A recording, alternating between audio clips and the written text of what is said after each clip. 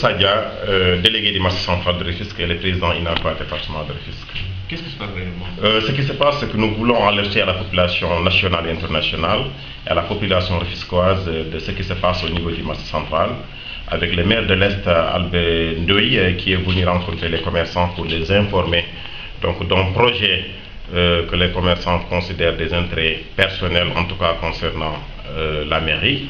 Et ils nous ont rencontrés en disant qu'ils ont un projet de 38 milliards selon le promoteur, et selon les maires de la ville c'est 35 milliards, comme quoi qu'il faut faire des tours au niveau du marché central de Rufisque, et en tout cas pour ne pas être délocalisés parce qu'ils n'ont pas de site où recaser les commerçants, mais en tout cas pour jeter les commerçants, comme nous pouvons utiliser ce terme là. Et du coup, on a vu vraiment que le projet ne concerne pas le commerçant et les commerçants ne sont pas intéressés de ces genres de projets. Et vu ça, donc en tant que président, j'ai pris mes responsabilités d'alerter ça à la population rufisquoise et à la population internationale, de dire que nous ne serons pas d'accord sur ce projet, et donc sans concertation, ni les intérêts des commerçants, ni les intérêts des populations rufisquoises.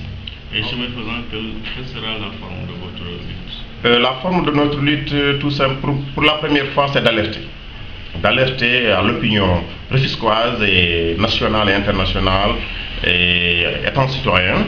Et la deuxième chose aussi, il y aura forcément d'autres formes, vu d'ailleurs que le projet qu'ils ont dit que durera 36 mois, imaginez 36 mois sans le commerce, sans marché au niveau de Rufisque, comment les Rufisquoises vont considérer ça? Donc il y aura forcément d'autres formes, mais pour l'instant c'est d'alerter la population nationale et internationale de ce qui se passe, ou bien ce qui veut être en tout cas réalisé au niveau du Rufisque, plus particulièrement sur les patrimoines historiques de Rufisque, qui est le foncier du marché central, que la mairie de la mairie veut privatiser ça au niveau des opérateurs privés, pas même nationaux, mais des Chinois. Donc à hauteur de 28 milliards selon le promoteur, mais 25 milliards selon le maire. Est-ce que vous avez rencontré les autres? Il faut bien préciser, parce que vous avez dit 35 milliards et 28 milliards, ensuite pour dire 25 milliards. En tout cas, d'après les promoteurs, ils ont dit que les travaux coûteraient, comment dirais-je, 28 milliards.